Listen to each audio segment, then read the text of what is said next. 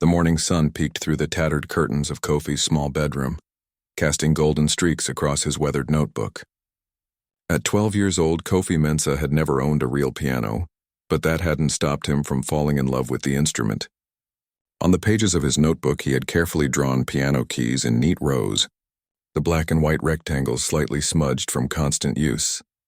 Kofi sat cross-legged on his bed, fingers dancing silently over the paper keys. His eyes were closed, the melody of Moonlight Sonata playing clearly in his mind as his fingers hit each imaginary note with surprising precision. The boy had memorized dozens of classical pieces and popular songs simply by listening and watching whenever he could. "Kofi, breakfast is ready." His mother's voice called from outside, breaking his concentration. He carefully closed the notebook and tucked it under his pillow. "Coming, Mama." Their home was modest, a small concrete structure with a corrugated metal roof on the outskirts of a village near Accra, Ghana. The main room served as both kitchen and living area, where his mother stood over a small pot of oatmeal. "Good morning," she said with a warm smile, her eyes crinkling at the corners. "Did you sleep well?" Kofi nodded, taking the bowl she offered. "I dreamed about playing at a concert." His mother's smile softened. She understood her son's passion, even if she couldn't afford to nurture it properly. "One day, my son. First, education." Kofi's father entered, already dressed for work at the local market where he sold handcrafted goods to tourists. "Good morning, family," he said, ruffling Kofi's short hair. "Ready for school?" "Yes, Papa," Kofi replied, quickly finishing his breakfast. His father noticed the ink stains on Kofi's fingertips, evidence of late-night drawing of more piano keys when his old ones wore out. Rather than scolding him for staying up late, his father simply squeezed his shoulder. "Music lives in your heart before it reaches your hands," he said, his favorite saying whenever Kofi talked about his dreams. "Your hands will find the right keys when the time comes." The walk to school took nearly 40 minutes along dusty roads lined with acacia trees and small shops. Kofi walked with his best friend Thomas, who lived 2 houses away. "Mrs. Addo says we have a math test today," Thomas groaned, kicking a small stone ahead of them. Kofi adjusted the straps of his backpack. "I studied the formulas yesterday." "Of course you did," Thomas laughed. "When you weren't playing your paper piano," Kofi grinned. His passion wasn't a secret, though many of his classmates found it strange.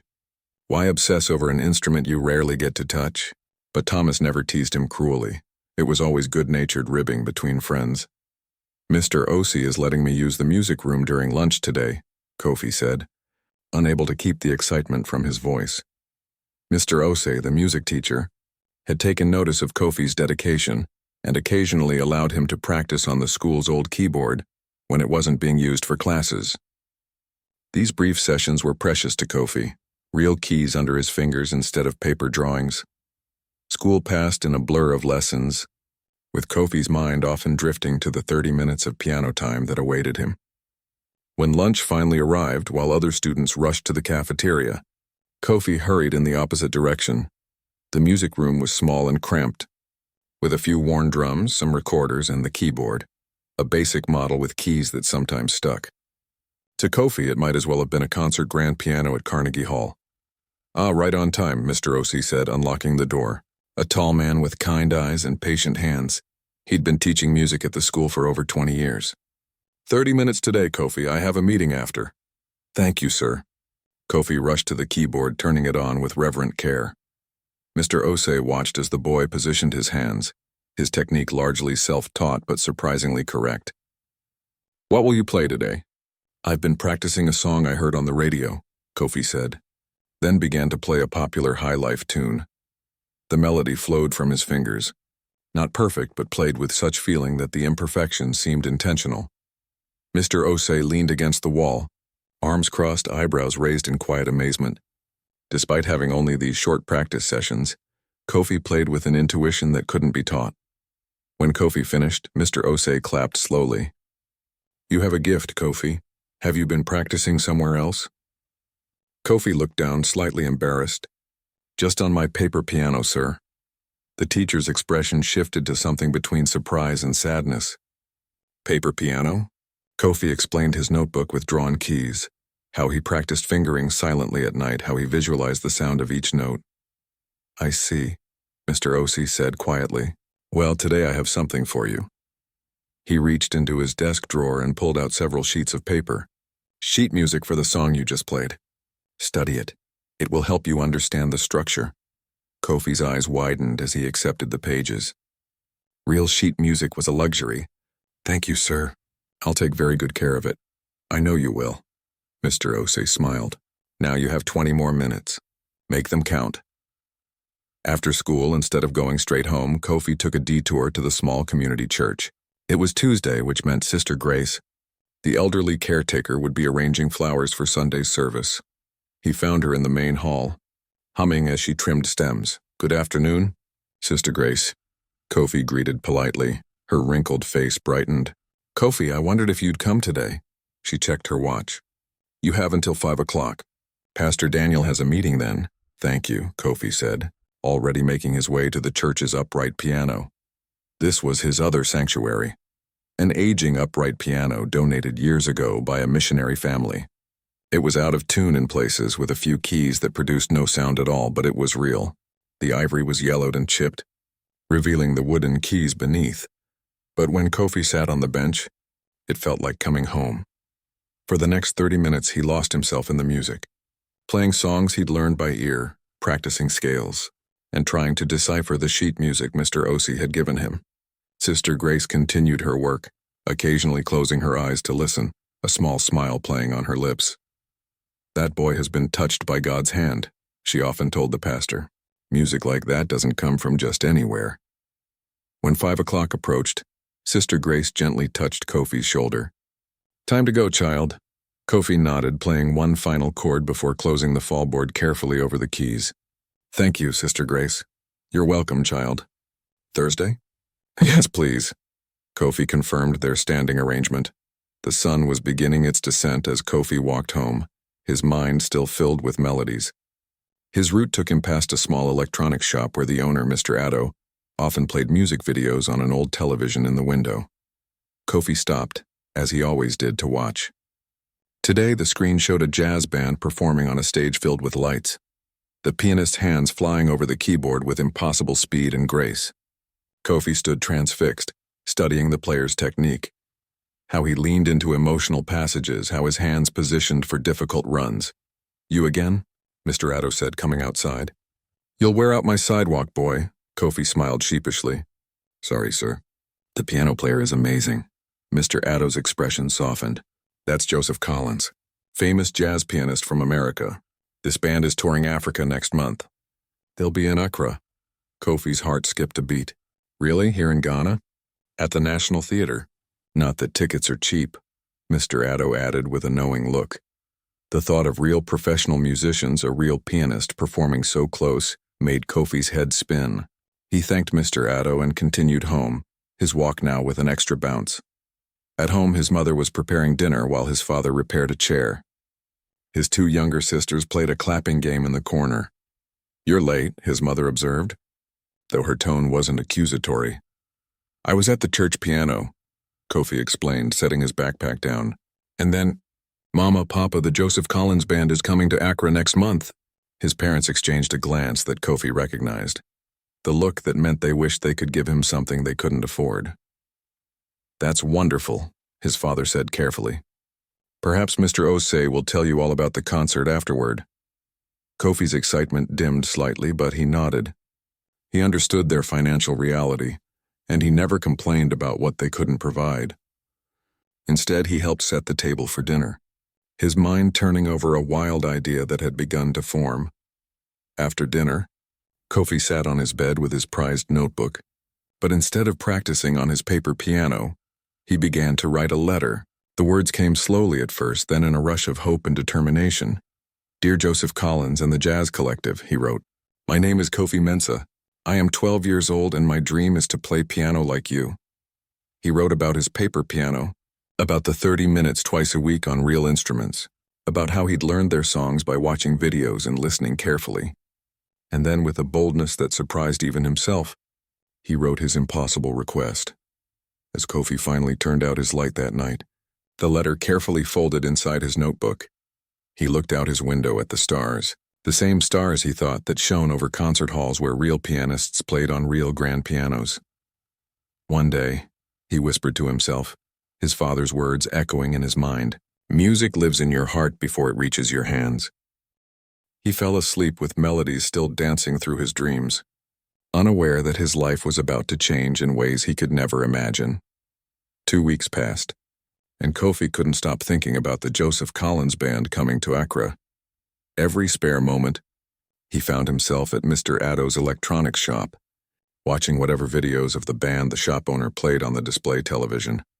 "You're becoming part of the sidewalk," Mr. Addo joked one afternoon, finding Kofi once again standing outside his shop. The boy had his notebook open, sketching fingering patterns as he watched the pianist's hands move across the keys. "Sorry, sir," Kofi said, not taking his eyes off the screen. "I just want to learn everything I can." Mr. Addo shook his head with a smile. "Wait here." He disappeared into his shop and returned moments later with a folded newspaper. Page 15. There's an article about their African tour. Kofi's eyes lit up as he carefully accepted the newspaper. "Thank you, sir." "Keep it," Mr. Addo said with a wave of his hand. "Now go home before your mother worries." Kofi clutched the newspaper to his chest all the way home, not daring to open it until he sat on his bed. Page 15 featured a half-page article about the Joseph Collins Jazz Collective and their upcoming performances in several African cities. There was even a photograph of the band, with Joseph Collins sitting at a grand piano, his fingers a blur over the keys. The article mentioned that the band would arrive in Accra 3 days before their performance to experience the local music scene and perhaps find inspiration for future compositions. They would be staying at the Golden Palm Hotel in the city center 3 days before the performance. That meant they would arrive on Monday and the concert was on Thursday. Kofi's mind raced. What if he could actually meet them? What if he could deliver his letter in person? The idea seemed impossible. Accra was nearly 2 hours away by bus. He would need money for the fare and permission to go to the city alone, neither of which seemed likely. At dinner that night, Kofi was unusually quiet, pushing his jollof rice around his plate with his fork. "Is something wrong with the food?" his mother asked, concerned. "No, Mama. It's delicious," Kofi assured her, taking a bite to prove it. His father studied him over his glasses. "Something on your mind, son?" Kofi hesitated, then decided honesty was best. "The Joseph Collins Band will be in Accra on Monday. They're staying at the Golden Palm Hotel before their concert." His parents exchanged a glance. "I was wondering," Kofi continued carefully, "if there might be a way for me to go to the city and try to meet them." His father set down his fork. "Accra is a big city, Kofi, and you are a small boy." "I'm 12, Kofi protested, "and I know how to take the bus." "I've gone with you many times." "With me," his father emphasized. "Not alone." His mother reached across the table and touched his hand. "Why do you want to meet them so badly?" Kofi's words tumbled out in a rush. "I wrote them a letter. I want to give it to them in person. I want them to know that there's a boy in Ghana who loves piano just like they do, even though I don't have one. I want to ask if maybe, just maybe, they might let me play one song with them, or even just watch their rehearsal." The passion in his voice made both his parents fall silent. Finally, his father spoke. "Show me this letter." Kofi ran to his room and returned with the carefully folded pages. His father read slowly, his expression unreadable. When he finished, he passed it to Kofi's mother, who read it with glistening eyes. "You wrote this yourself?" his father asked. Kofi nodded. His parents shared. Another look, one of those silent conversations that parents somehow managed without words. "We cannot let you go to Accra alone," his father said. Firmly, Kofi's heart sank.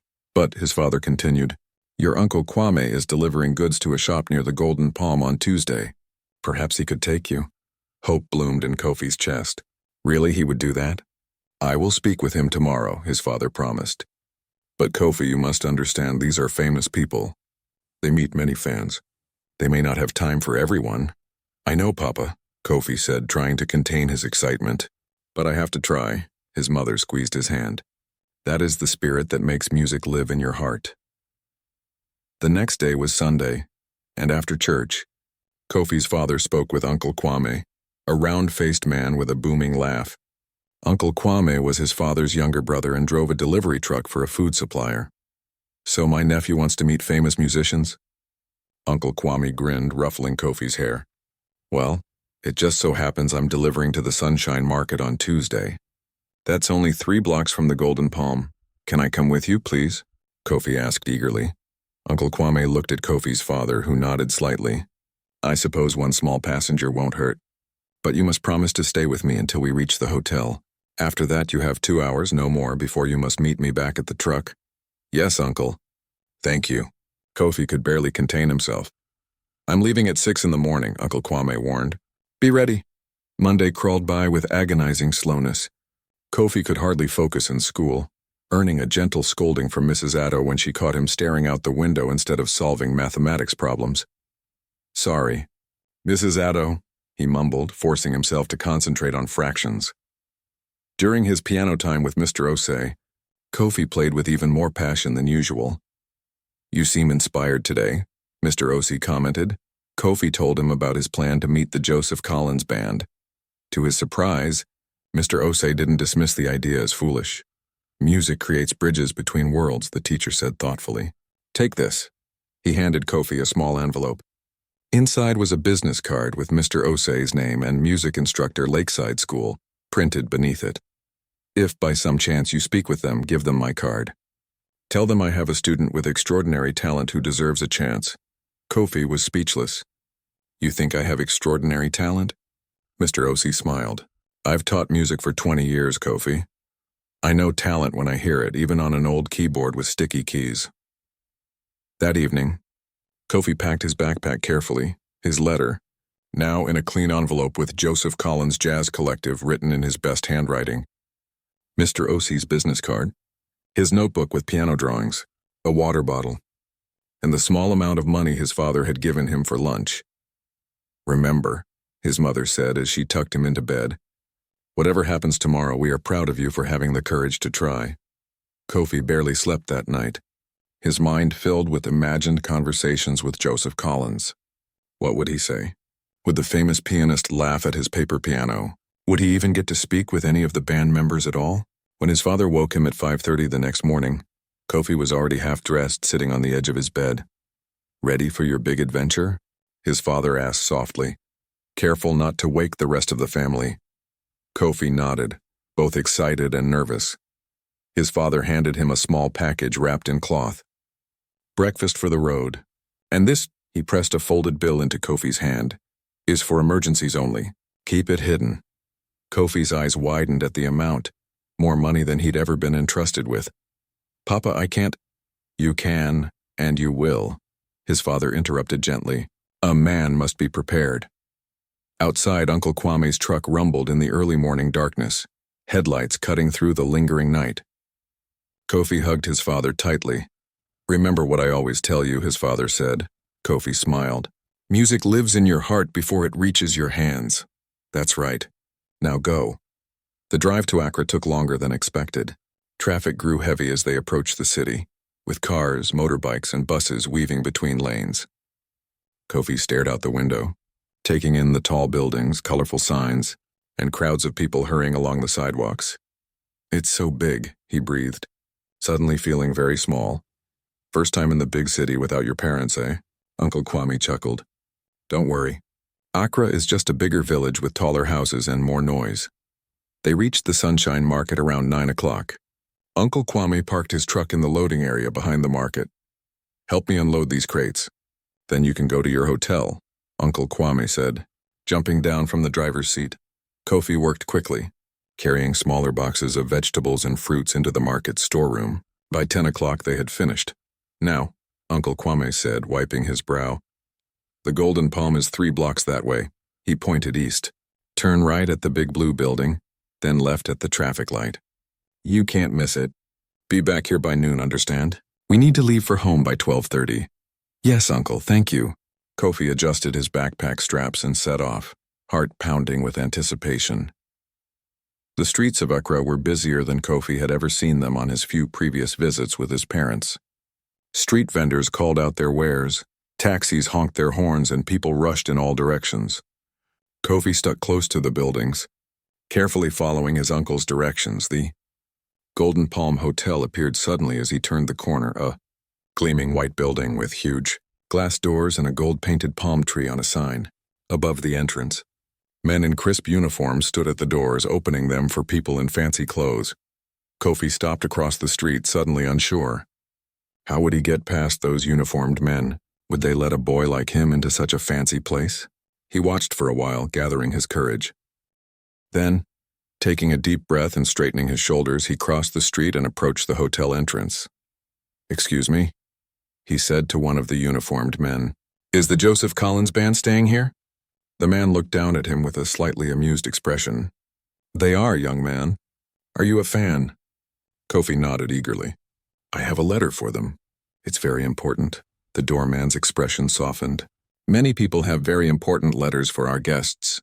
I cannot let you inside to disturb them, but—" He hesitated, then continued in a lower voice. "They usually leave for lunch around 11. If you wait across the street, you might see them." "Thank you, sir," Kofi said, relief washing over him.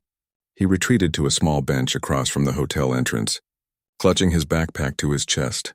And so he waited, watching each person who exited the gleaming doors, hope rising and falling with every new face that wasn't Joseph Collins or a member of his band. 11 o'clock came and went, and Kofi remained on his bench across from the Golden Palm Hotel. The mid-morning sun beat down relentlessly, and he sipped sparingly from his water bottle, not wanting to finish it too quickly.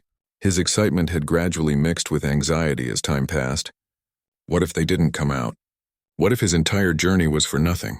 At 11:15, movement at the hotel entrance caught his attention. A group of people emerged, laughing and talking animatedly. Kofi's heart leapt into his throat. There they were, the Joseph Collins Jazz Collective, exactly as they had appeared in the videos and newspaper photos. Joseph Collins himself was in the center of the group, a tall man with gray-streaked hair and sunglasses, dressed simply in a blue button-down shirt and khaki pants. Beside him was the band's drummer, a woman with colorful beaded braids and a slender man carrying a saxophone case. Two other people Kofi didn't recognize, perhaps managers or assistants, completed the group. Without thinking, Kofi jumped to his feet and ran across the street, narrowly avoiding a honking taxi. "Mr. Collins," he called out, his voice cracking slightly with nerves. "Mr. Collins, please wait." The group paused, turning toward the sound. Joseph Collins lowered his sunglasses, peering over them at the small boy rushing toward them. "Mr. Collins," Kofi said again, breathing hard as he reached them. I wrote you a letter." He fumbled with his backpack, trying to retrieve the envelope with trembling fingers. One of the assistants, a stern-looking woman with short hair, stepped forward. "I'm sorry, young man. The band doesn't accept unsolicited materials from fans. If you'd like an autograph, they'll be doing a signing after Thursday's concert." "No, please," Kofi persisted. "It's not just for an autograph. I need to ask them something important." The woman shook her head firmly. "I'm sorry, but they're on their way to lunch and a radio interview. They have a very tight schedule." Joseph Collins had been watching this exchange with a curious expression. "What's your name, kid?" he asked suddenly. "Kofi Mensah, sir," Kofi replied quickly. "I'm 12 years old and I play piano too." "Well, sort of." His confidence faltered slightly. "Sort of?" Joseph raised an eyebrow. "I don't exactly have a piano," Kofi admitted.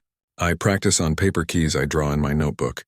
And sometimes at church, when Sister Grace lets me. And at school when Mr. Osei." He stopped, remembering the business card. "Oh, my music teacher wanted me to give you this." He pulled out Mr. Osei's card and held it out. The drummer laughed softly. "Paper keys? You're kidding, right?" "No, ma'am," Kofi said earnestly, opening his notebook to show the carefully drawn keyboard. "See? I've memorized where every note should be. I know all your songs." The stern assistant checked her watch pointedly. "We really need to go—" "Hold on a minute, Lisa," Joseph said, taking Mr. Osei's card and examining it. He looked back at Kofi with newfound interest. "You came all the way to Accra just to give us a letter?" "Yes, sir," Kofi nodded. "My uncle drove me. He's waiting at the market and I have to be back by noon." Joseph glanced at his bandmates, then back at Kofi. "What does your letter say exactly?" Kofi swallowed hard. This was his chance. It asks if I could maybe play one song with you, or just watch your rehearsal. I know it's a crazy request, but music is everything to me, and I've never seen a real band perform or play on a real grand piano. The saxophonist chuckled. Kid's got guts, I'll give him that. Please, Kofi continued, emboldened. I won't take much of your time. I just want to show you what I can do. Lisa, the assistant, sighed heavily. This is precisely why we don't do impromptu meetings with fans. Now everyone will expect special treatment. We're already late, Joe, the drummer pointed out gently. Joseph Collins seemed torn, looking between Kofi's hopeful face and his waiting colleagues. Finally, he handed Kofi's letter and the business card back to him. Tell you what, Kofi, we have a sound check tomorrow at the National Theater at 4 o'clock. If you can make it there, I'll listen to you play for 5 minutes. No promises beyond that. Kofi's eyes widened. Really? You mean it? Joe, you can't be serious, Lisa protested. I am, Joseph replied firmly. 5 minutes won't derail our schedule. And I'm curious about this paper piano prodigy. Thank you, sir, Kofi nearly shouted, clutching the letter to his chest. I'll be there. I promise. The stage door is on the west side of the building, Joseph said. Tell the security guard that Joe Collins is expecting you. What was your name again? Kofi Mensah. Kofi Mensah, Joseph repeated, committing it to memory. All right then. See you tomorrow at 4, young man. As the band continued down the street toward a waiting car, Kofi stood frozen in disbelief. He had done it. Joseph Collins himself had invited him to their sound check. He wanted to jump, to shout, to race through the streets announcing his success to everyone. Reality quickly tempered his excitement. Tomorrow was a school day. The National Theater was in Accra, 2 hours from his village. How would he get there? Who would bring him? And would his parents even allow him to skip school? Checking the time, Kofi realized it was nearly noon. He needed to get back to Uncle Kwame immediately. Perhaps his uncle could help him figure out a solution. He ran all the way back to the Sunshine Market, dodging pedestrians and apologizing when he bumped into people in his haste. Uncle Kwame was loading empty crates into his truck when Kofi arrived, breathless and sweaty. There you are, Uncle Kwame called. I was beginning to worry. Did you meet your musicians? Yes, Kofi gasped, trying to catch his breath. Uncle Kwame, they invited me to their sound check tomorrow at the National Theater. Mr. Collins himself said he would listen to me play. Uncle Kwame's eyebrows shot up.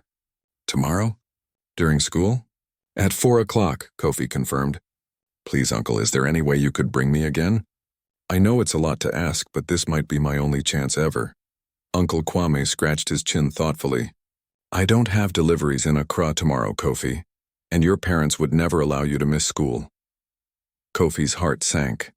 But however, Uncle Kwame continued, I do need to pick up supplies from a warehouse near the theater on Thursday morning. If your father agrees, perhaps you could come with me then. We would stay for the sound check and drive back in the evening. Thursday? Kofi's voice cracked. But Mr. Collins said tomorrow, Tuesday. Thursday is the actual concert. Uncle Kwame shrugged helplessly. I'm sorry, nephew. That's the best I can offer. The drive home was quiet, with Kofi lost in thought trying to solve his impossible problem. By the time they reached his village, he had made up his mind about what he needed to do, though the very thought made his stomach knot with anxiety. At dinner that evening, Kofi told his parents about meeting Joseph Collins and the invitation to the sound check. That's wonderful news, his mother exclaimed, genuinely happy for him. But it's impossible, his father said practically. Tomorrow is a school day and there's no one to take you to Accra. Uncle Kwame said he could take me on Thursday, Kofi offered. His father shook his head. Thursday is the concert. The sound check will be long finished. Kofi pushed his food around his plate. What if I took the bus myself?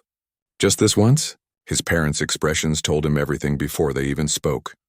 Absolutely not, his father said firmly. Accra is no place for a child alone. I'm sorry, Kofi, but you'll have to write to Mr. Collins and explain that you can't make it. Kofi nodded, accepting their decision outwardly while his mind continued to race. This opportunity meant everything to him. How could he just let it slip away? That night he lay awake long after everyone else had fallen asleep. His father's emergency money was still hidden in his backpack. It would be enough for a round-trip bus ticket to Accra. He knew the route.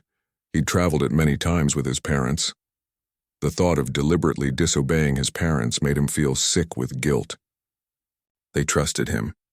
They would be so disappointed, so worried if he disappeared.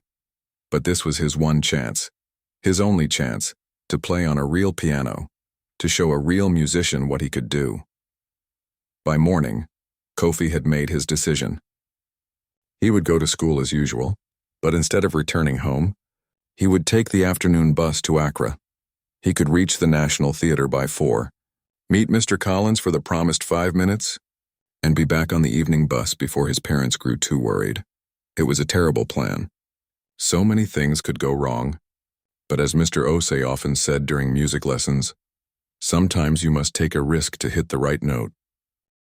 At school, Kofi was distracted, his mind constantly returning to his plan. During lunch break, he approached Thomas in the schoolyard. "I need your help with something," Kofi said quietly. "But you can't tell anyone." Thomas looked at him curiously. "What kind of something?" "I need you to tell my parents that I'm helping Mr. Osei organize the music room after school. Tell them I'll be home a little late." Thomas frowned. "But that's not true." "Where will you really be?" Kofi hesitated, then decided his friend deserved the truth. He explained about meeting Joseph Collins and the invitation to the sound check. "You're going to Accra alone?" Thomas's eyes widened. "Kofi, that's crazy. What if something happens to you?" "Nothing will happen," Kofi insisted with more confidence than he felt. "I'll be careful." "Please, Thomas." "I have to do this." Thomas shook his head slowly. "I don't like it, but I'll cover for you. Just promise you'll come back safe." "I promise," Kofi said solemnly, though his heart raced with a mixture of fear and excitement. There was no turning back now. When the final school bell rang, Kofi's heart hammered against his ribs. Instead of walking home with Thomas as usual, he slipped out the back gate and hurried toward the bus station at the edge of town. Each step felt both thrilling and terrifying. "You can still go back," a small voice in his mind whispered. "Go home to your parents. Forget this crazy plan." But the thought of Joseph Collins waiting at the National Theatre, the memory of how the pianist had looked him in the eye and said, 5 minutes, kept his feet moving forward. The bus station was busier than he'd expected for a Tuesday afternoon. Workers were returning to villages outside Accra. Market women were heading home with empty baskets, and a few tourists with large backpacks studied a worn map. Kofi approached the ticket window nervously, aware of how young he must look to everyone around him. "1 ticket to Accra." "Please," he said, trying to make his voice sound deeper, more confident. The ticket seller, a heavy-set woman with tired eyes, barely glanced at him. "That's 45 cedis." Kofi handed over the money, relieved when she took it without question and pushed a ticket through the small window. He hurried to find the correct bus, climbing aboard just as the driver was preparing to leave. The bus was nearly full, with only a few seats remaining at the back. Kofi squeezed past passengers in the narrow aisle and sat beside an elderly man who smiled kindly at him. "Traveling alone, young man?" the old man asked. Kofi nodded, suddenly unsure what to say. "To visit family in the city?" "Yes, sir," Kofi lied, feeling a twinge of guilt. "My uncle is expecting me." The old man nodded approvingly. Good, good. The city can be overwhelming for a boy your age. Stay close to your uncle." As the bus pulled away from the station, Kofi gazed out the window, watching his village recede into the distance. By now, Thomas would be telling his parents that he was helping Mr. Osei. Would they believe the story? How angry would they be when they discovered the truth? The journey to Accra seemed both faster and slower than it had the day before with Uncle Kwame. Faster because Kofi's mind was racing with worries and plans. Slower because every minute brought him closer to the moment of truth. The bus reached Accra just after 2:30. As passengers gathered their belongings and prepared to disembark, Kofi realized he wasn't entirely sure how to get to the National Theatre from the bus station. "Excuse me," he asked the kind old man. "Do you know the way to the National Theatre?" Going to see a performance?" The old man smiled. "It's quite far from here. You'll need to take a taxi or a trotro." Kofi's heart sank. He hadn't considered the cost of additional transportation within the city. How much would a taxi cost? Would he have enough money left for the return journey? Outside the bus station, Kofi approached a taxi driver who was leaning against his yellow car, chatting with another driver. "How much to the National Theatre?" Kofi asked timidly. The driver looked him up and down. 30 cedis. Kofi did a quick calculation. That would leave him with just enough for the return bus ticket, with almost nothing to spare. but he didn't have time to look for cheaper options. Okay, he agreed, climbing into the back seat. The taxi wound through Accra's crowded streets, navigating traffic jams and roundabouts. Kofi watched the city pass by outside the window. Tall buildings, street vendors, billboards advertising everything from soft drinks to mobile phones. How different it all was from his quiet village. First time at the National Theater? The taxi driver asked, meeting Kofi's eyes in the rearview mirror. Yes, Kofi admitted. Big Joseph Collins concert tomorrow, I hear. Very popular. Tickets all sold out. The driver whistled appreciatively. You going to see the show? No, Kofi said. Just meeting someone. The driver raised an eyebrow but asked no more questions. The National Theater appeared ahead, an impressive building with a unique curved roof that reminded Kofi of a ship's sail. As the taxi pulled up to the curb, Kofi felt a flutter of anxiety. Would the security guards even let him in? What if Joseph Collins had forgotten about him? Here we are, the driver announced. 30 cedis. Kofi paid and stepped out of the taxi, clutching his backpack tightly. The building seemed even more intimidating up close. Men in uniform stood near the main entrance, checking papers and directing people. Remembering Joseph's instructions, Kofi walked around to the west side of the building, where a smaller door was marked Stage Entrance. A burly security guard stood with arms crossed, looking thoroughly unimpressed with his job. Excuse me, Kofi said, approaching cautiously. My name is Kofi Mensah.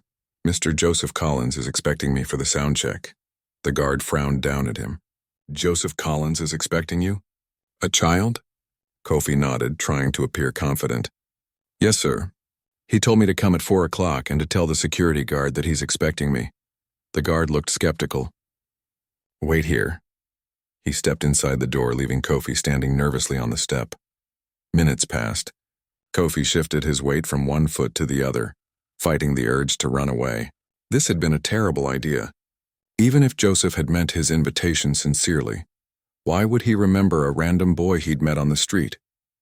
Just as Kofi was considering leaving, the door opened again.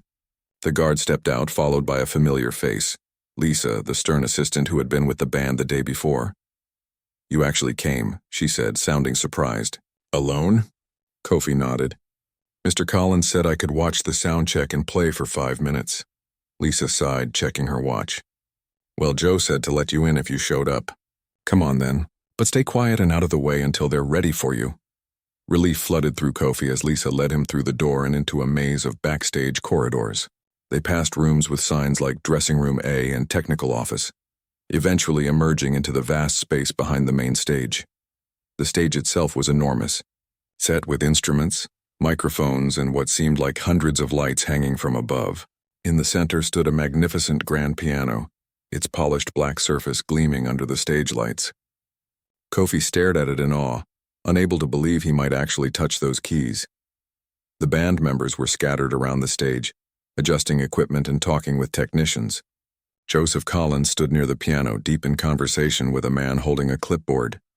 Joe, Lisa called, your special guest is here. Joseph turned, looking momentarily confused before his face broke into a smile of recognition. Kofi Mensah, you made it? Yes, sir, Kofi said, suddenly shy in the presence of so much musical equipment and so many professional musicians. Joseph walked over, extending his hand. I wasn't sure you'd come. Did your parents bring you? Kofi hesitated, then decided honesty was best. No, sir. I came by bus. My parents, they don't exactly know I'm here. Joseph's eyebrows shot up. You came all the way to Accra by yourself? Without permission? Kofi looked down at his feet. It was the only way, sir. I couldn't miss this chance. Joseph exchanged a look with Lisa, who shook her head disapprovingly. That's quite a risk you've taken, Joseph said seriously. Your parents must be worried sick. Guilt washed over Kofi. He hadn't thought about how his parents would feel when they discovered him missing. They would be frantic, possibly even calling the police. I told my friend to say I was staying late at school, Kofi explained weakly. But I need to get home tonight. I have money for the bus. Joseph studied him for a long moment. We'll deal with that later.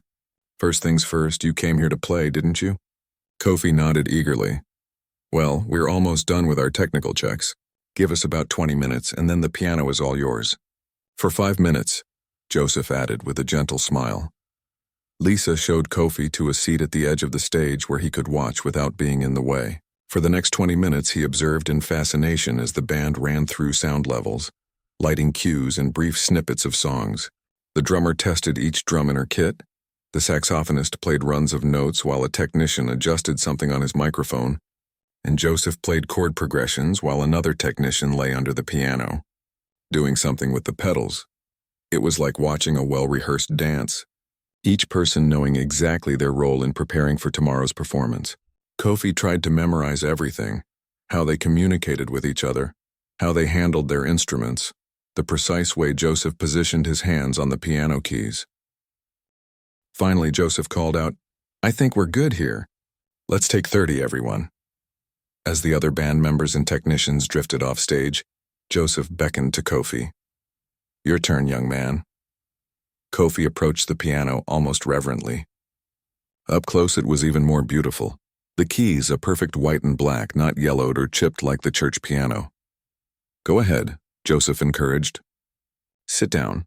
Kofi carefully placed his backpack on the floor and slid onto the piano bench. The seat was still warm from where Joseph had been sitting. He placed his hands on the keys, marveling at how perfectly they responded to even the lightest touch. "What will you play for us?" Joseph asked, standing beside the piano. Kofi had thought about this question all day. He could play one of the band's songs to show Joseph he knew their music. But instead he decided on a piece he'd been practicing for months at church and school, Beethoven's Für Elise. "I'll play Für Elise," he said. "It's my favorite," Joseph nodded approvingly. "A classic choice." Kofi took a deep breath, positioned his fingers, and began to play. The piano responded to his touch so differently from the old upright at church or the keyboard at school. Each note rang out with perfect clarity. He played carefully at first, acutely aware of Joseph Collins watching him, but gradually lost himself in the familiar melody. What Kofi lacked in formal training, he made up for in natural feeling for the music. His fingers danced over the keys, his body swaying slightly as he played through the recognizable theme and into the more complex middle section. When he finished, the final notes hanging in the air of the empty theater, he realized that several of the band members had returned and were standing at the edge of the stage, watching. Joseph Collins was silent for a moment, his expression unreadable. Then he asked, "Where did you learn to play like that?" Kofi looked up at Joseph Collins, suddenly aware that everyone was watching him. "I taught myself, mostly," he admitted. "I practice at church twice a week when Sister Grace lets me, and at school when Mr. Osei gives me time on the keyboard. But I've never played on anything like this." He ran his fingers lightly over the keys again as if to confirm they were real. Joseph exchanged looks with his bandmates. The drummer with the beaded braids stepped forward. "Kid's got something special, Joe," she said quietly. The saxophonist nodded in agreement. "Raw talent. Reminds me of you at that age." Joseph turned back to Kofi. "Play something else for us. Anything you want." Kofi's heart leaped. They wanted to hear more. Without hesitation, he launched into one of the band's own songs, Blue Horizon, the closing number from their most recent album. He'd watched Joseph play it dozens of times on Mr. Addo's television, memorizing every note. As he played, Joseph's eyebrows rose in surprise. The pianist walked slowly around the grand piano, watching Kofi's fingers, his technique, his natural rhythm. When Kofi finished, Joseph sat down beside him on the bench. "Who showed you how to play that?" Joseph asked. "Nobody, sir. I watched your videos and figured it out." "Figured it out," Joseph repeated softly, almost to himself. He placed his own hands on the keys, replaying a difficult passage from the song. "Like this?" Kofi nodded. "And your hands are doing this." Joseph demonstrated a particular finger placement. "Not this?" "Yes, sir. The first way feels more natural." Joseph laughed suddenly. "The first way is right. It took me years of lessons to learn that technique, and you just felt it?" Kofi shrugged, unsure what to say. Joseph stood up abruptly and motioned to Lisa, who had been watching from the side of the stage.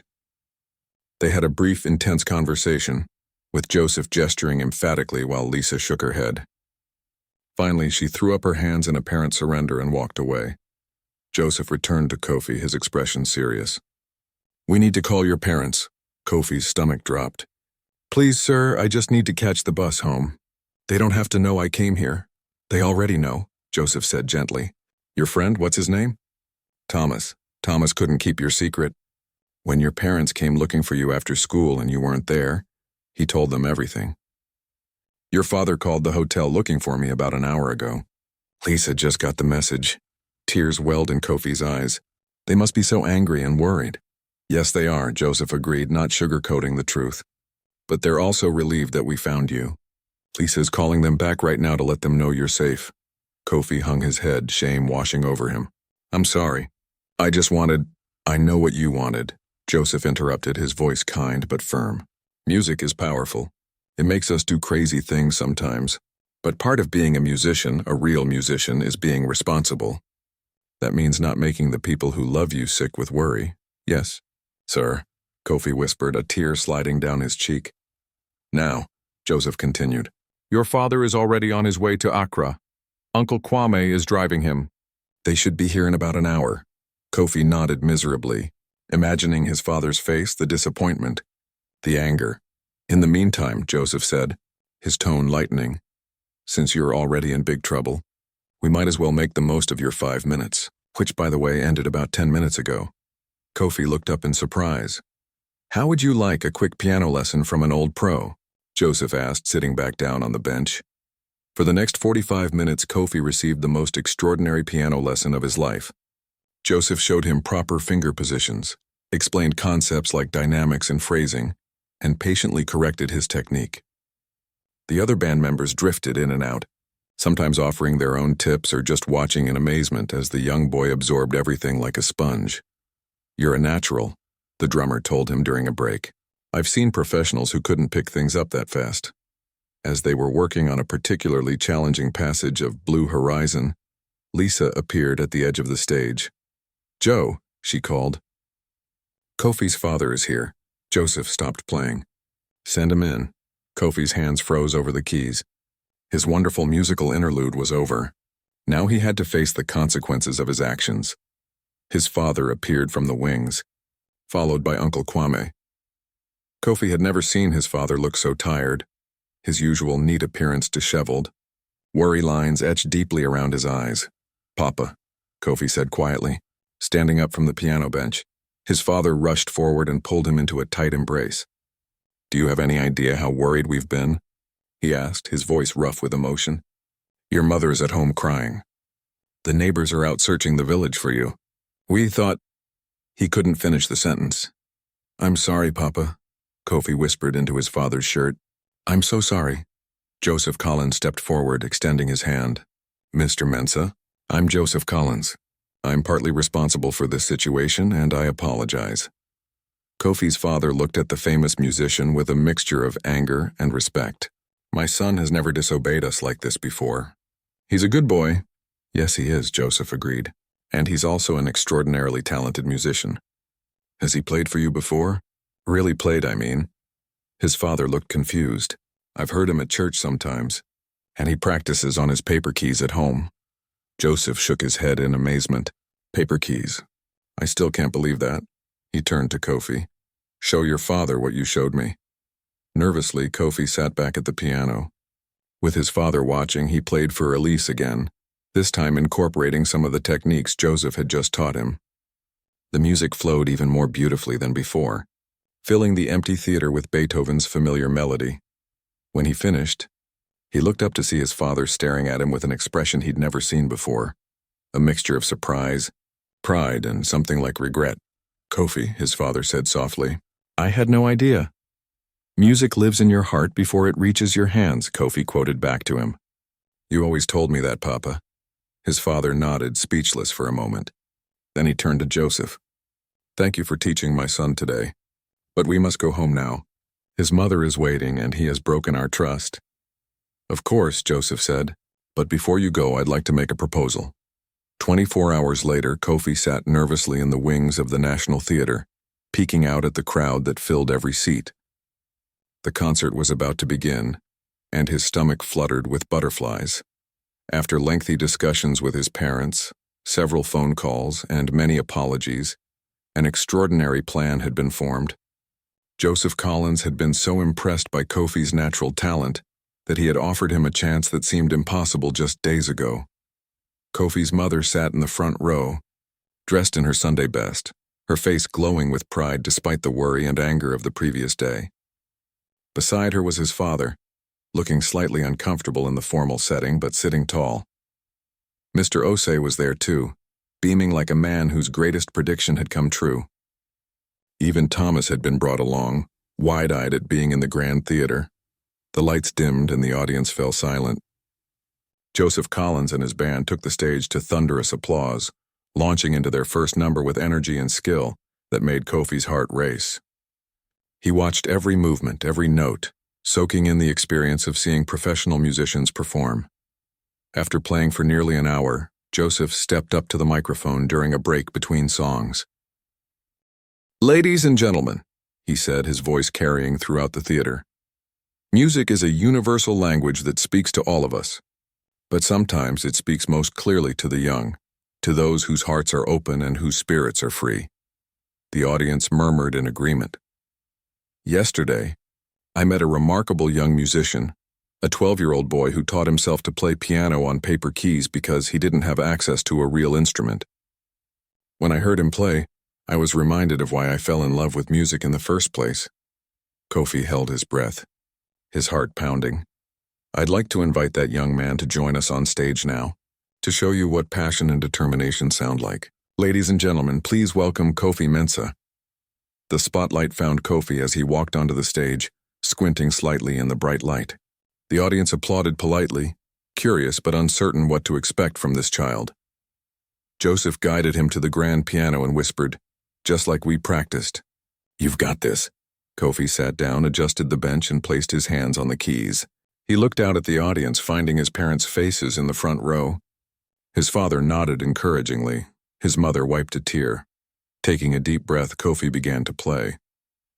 The band joined in perfectly, following his lead just as they had rehearsed that morning. Together they performed Blue Horizon, with Kofi handling the complex piano part while Joseph played a secondary keyboard. When the song ended, there was a moment of stunned silence before the audience erupted in applause. People rose to their feet, cheering and clapping for the young boy who played with the soul of someone 3 times his age. As Kofi stood to take a bow, Joseph Collins placed a hand on his shoulder. "This is just the beginning," he said quietly so only Kofi could hear. "We've arranged a scholarship for you at the Accra School of Music. Real lessons twice a week. A real piano to practice on." Tears filled Kofi's eyes as he looked out at the cheering crowd, at his proud parents, at the band that had welcomed him so warmly. "Thank you," he whispered. Joseph smiled. "Don't thank me. This is all you, your talent, your courage, your heart. The music was already there. We're just giving it a place to grow." As they took another bow together, Kofi thought about his paper piano at home, about the countless hours he'd spent imagining this moment. He'd crossed an ocean of impossibility on nothing but hope and determination. Sometimes dreams do come true, even when no one else can hear the music in your heart.